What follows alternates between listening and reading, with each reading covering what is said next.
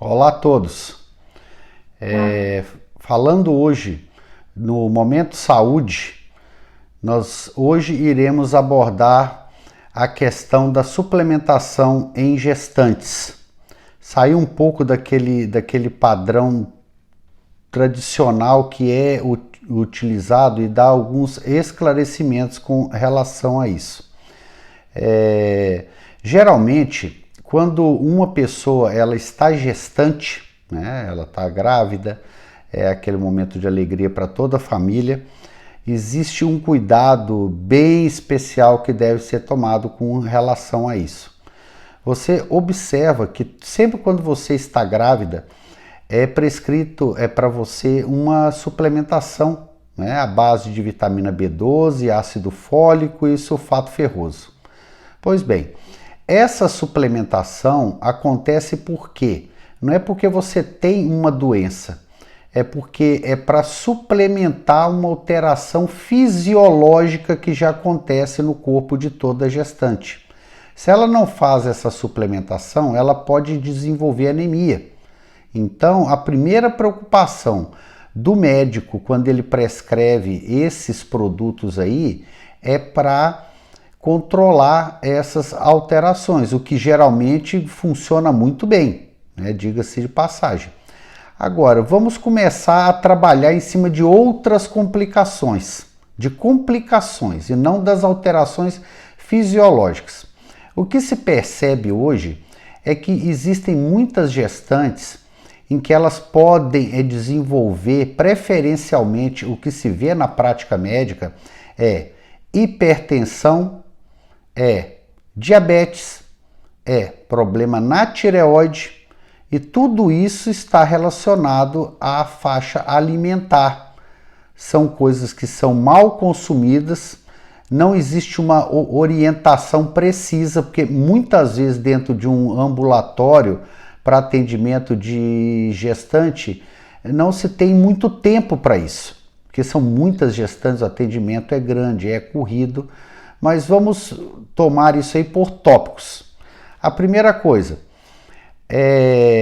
a gestante, ela tem que começar, quando ela se programa para ficar grávida, ela tem que começar a se preparar em termos de suplementação. O primeiro suplemento que deve ser tomado é o magnésio, né? Muitas vezes, não todas, o magnésio ele ajuda naquelas contrações, o que pode levar a um aborto espontâneo.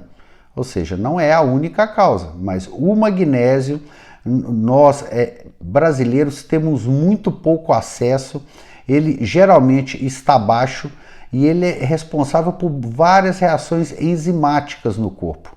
Pense nisso. A segunda coisa, hipertensão. Pode estar associado a estresse e pode estar associado à falta de vitamina D também.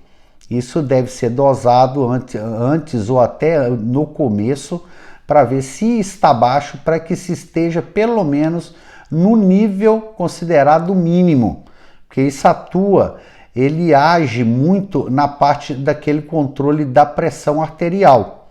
É outra coisa. A terceira coisa, tireoide.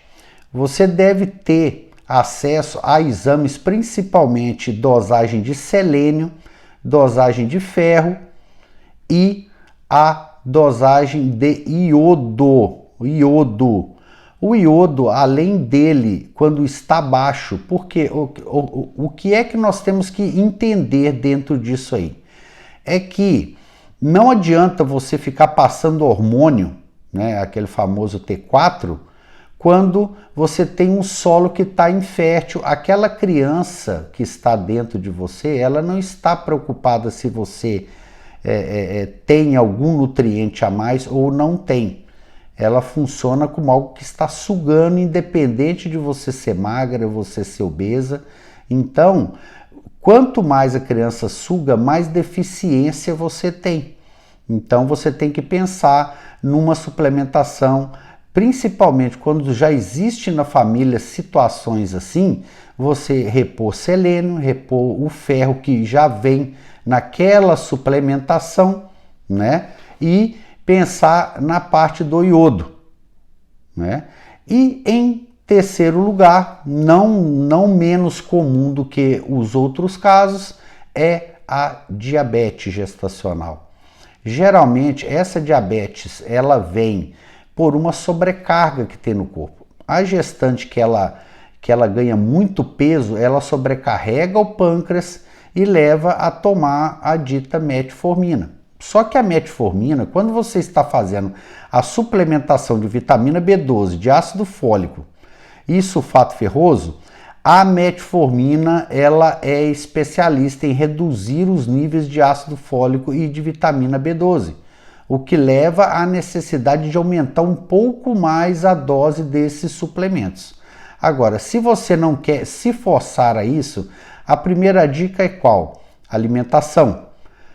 Retire grande parte dos carboidratos da sua vida. Não que você não possa comer carboidrato, não que você esteja proibida de comer carboidrato. Só que isso tem que ser reduzido, dê preferência a legumes, a frutas, a carnes e coma apenas a quantidade que lhe compete, ou seja, coma para viver, não viva para comer. Essa é uma grande dica aí. Existem vários tópicos, eu fui muito sucinto aqui, mas muitas vezes você pode utilizar outras substâncias que reduzem essa resistência insulínica e você consiga manter os padrões de açúcar normais. Então, pensem bem nisso, é o mais comum hoje: tireoide, hipertensão, diabetes. Então, fique atento a isso aí. Uma boa alimentação é muito importante, uma atividade, tipo uma caminhada, é muito importante. Não é porque você é gestante que você está doente. A sua vida continua normalmente, mas alguns cuidados mais específicos têm que ser tomados. Fique atento a isso aí, pessoal. Um grande abraço a todos.